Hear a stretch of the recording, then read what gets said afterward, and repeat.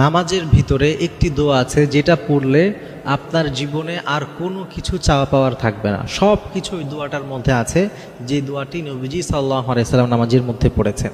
মনে রাখবেন, নামাজের মধ্যে যদি আপনি কোনো দোয়া আল্লাহর কাছে করেন এবং সেটা যদি নবীজির শেখানো হয়, এর চাইতে চমৎকার, এর চাইতে সৌভাগ্যের আর কি হতে পারে প্রিয় ভাইয়েরা। এজন্য নামাজের মধ্যে এই দোয়াটি পড়তে কখনো ভুলে যাবেন না। নবী করিম সাল্লাল্লাহু আলাইহি সাল্লাম পড়তেন। মনে রাখবেন, নামাজের ভিতরে কোনো দোয়া করলে আল্লাহ তাআলা সেই দোয়া ফিরিয়ে নেন না। আর ওই সময়টা কখন, কোন সময় আপনি এই দোয়া করবেন? নবীজি সাল্লাল্লাহু আলাইহি সাল্লাম যখন একটা সিজদায় যেতেন, এরপরে উঠে আর একটা সেজদায় যেতেন, তো এই দুই সেজদার মাঝখানে যে আমরা সামান্য সময় একটুখানি বসি, নবীজি এই সময়টাও নষ্ট করতেন না। আপনি খেয়াল করেন, আপনি একটা সিজদা দিলেন, নবী সাল্লাল্লাহু আলাইহি সাল্লাম বলেছেন সেজদার চাইতে কোনো কিছু বান্দা আর আল্লাহকে নিকটবর্তী করে না। সুবহানাল্লাহ। তার মানে সেজদার সময় বান্দা আল্লাহর সব থেকে বেশি নিকটবর্তী থাকে। তো আপনি যে সেজদাটা করলেন, এরপরে উঠে আবার সেজদায় যাবেন, এই দুই সেজদার মাঝখানের যে সময়, এই সময়টা অনেক গুরুত্বপূর্ণ।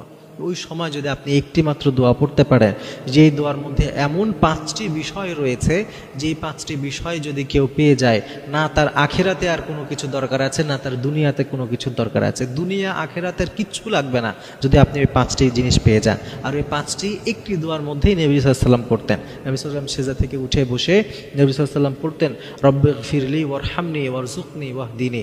কি চমৎকার দোয়া! আপনি পড়বেন রব্বিগফিরলি, হে আল্লাহ আপনি আমাকে মাফ করে দেন, রব্বিগফিরলি আপনি আমাকে মাফ করেন। আল্লাহ যদি আপনাকে মাফ করে, আর কোনো কিছু দরকার আছে?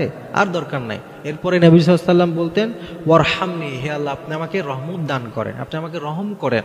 তা আল্লাহর আল্লাহর রহমত এটা কখন আমাদের দরকার না বলেন তো? 24টা ঘন্টার প্রত্যেকটা মুহূর্তে আমাদের আল্লাহর রহমত দরকার। আল্লাহর রহমত ছাড়া পৃথিবীতে কেউ একটা মুহূর্তের জন্য বেঁচে থাকতে পারবে না। তো আপনি আল্লাহর কাছে প্রথমে মাফ চাইলেন, আল্লাহর কাছে আপনি রহমত চাচ্ছেন, এরপরে আপনি বলছেন যে ওয়াহদিনী, হে আল্লাহ আপনি আমাকে হেদায়েত দান করেন, আমি যেন সঠিক পথের উপরে থাকতে পারি, এটার জন্য আপনি আমাকে হেদায়েত দেন। এরপরে বলছেন ওয়ারযুকনি, হে আল্লাহ আপনি আমাকে রিজিক দান করেন। রিজিক, হোয়াট ইজ দ্য রিজিক? রিজিক মানে আমরা কি মনে করি যে একটু টাকা পয়সা পেলাম, একটু খাবার দাবার পেলাম, এটা কি রিজিক? এটা রিজিক নয়।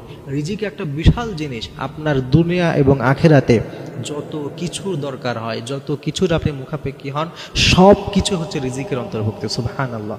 তা আপনি আল্লাহর কাছে রিজিকও চাইলেন এবং আপনি এরপরে আল্লাহ তাআলার কাছে বলছেন যে ওয়াফিনি, হে আল্লাহ আপনি আমাকে মাফ করে দেন, আপনি আমাকে সাহায্য করেন।